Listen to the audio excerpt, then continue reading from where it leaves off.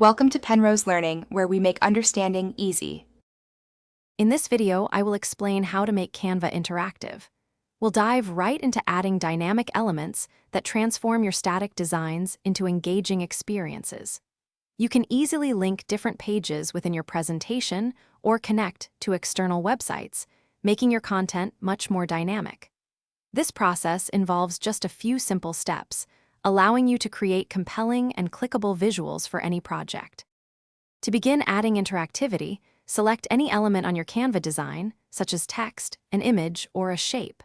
Look for the small link icon in the toolbar, usually found near the top right. Clicking this icon opens a dialog box where you can either choose an existing page within your Canva project or paste an external web address. Once you apply the link, that element becomes clickable, guiding your audience to new information. For interactive presentations, design each slide as a separate page within your Canva project.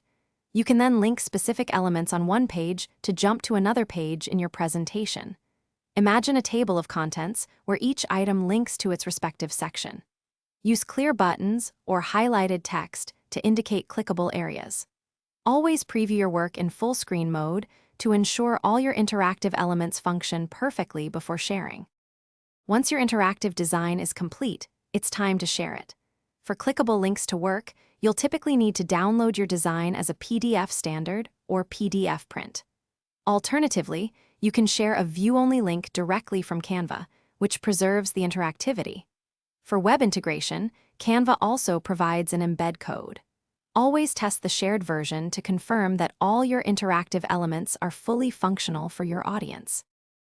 Thanks for watching. If this was helpful, leave a like and consider subscribing. See you next time.